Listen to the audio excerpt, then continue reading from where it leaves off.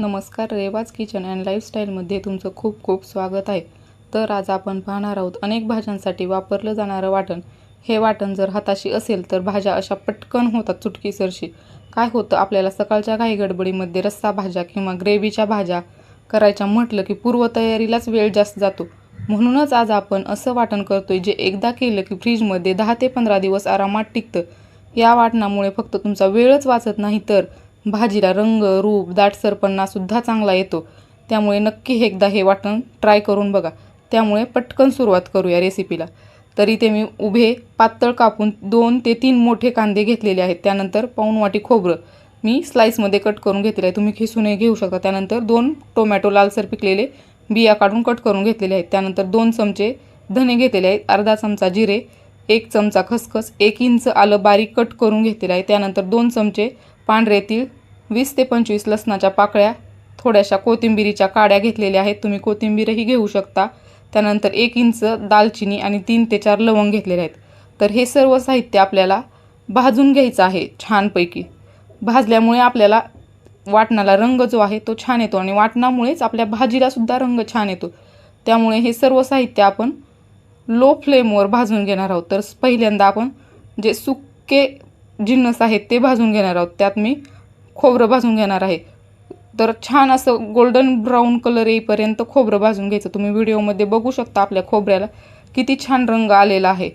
यामध्ये तुम्हाला जर हवं वाटत असेल तर तुम्ही तेलही वापरू शकता भाजण्यापुरतं, थोडंसं एक अर्धा चमचा. इथे मी तेल वापरलेलं नाही, नंतर आपण हे तेल यूज करणार आहोत. त्यानंतर धने, जिरे, तीळ, खसखस, दालचिनी हे सर्व भाजून घ्यायचं. यामध्ये कुठेही गॅस स्पीड वाढवायची नाही, कारण जे आपले तीळ आणि खसखस आहे ते पटकन भाजताना धनेला भाजायला वेळ जातो. त्यामुळे कमी ह्याच्यावर. जर तुम्हाला अशाच आपल्या रेसिपी आवडत असतील नवनवीन बघायला तर चॅनलला लाईक, शेअर आणि सबस्क्राईब करायला विसरू नका. आणि तुम्हाला नेक्स्ट रेसिपी कोणती हवी आहे तेही कमेंटमध्ये नक्की सांगा. असं हे छान भाजून घ्यायचं, चटचट उडेपर्यंत भाजून घ्यायचं.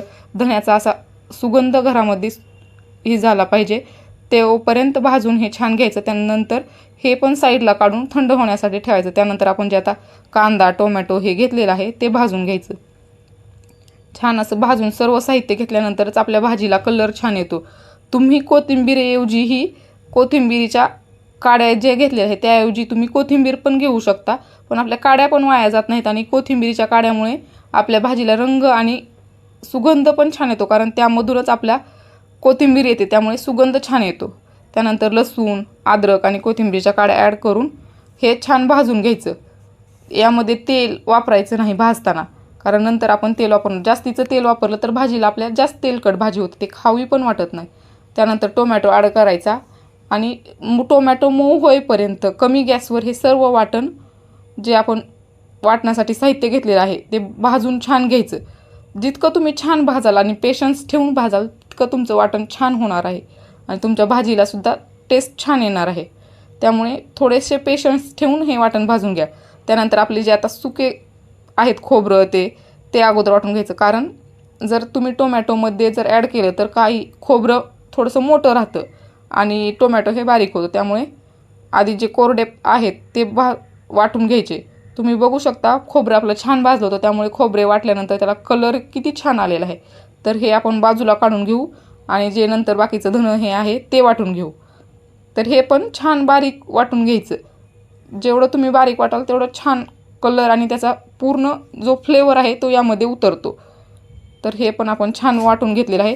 त्यानंतर आपलं जे बाकीचं साहित्य आहे तेही वाटून घ्यायचं. त्यामध्ये कुठेही पाणी ॲड करायचं नाही.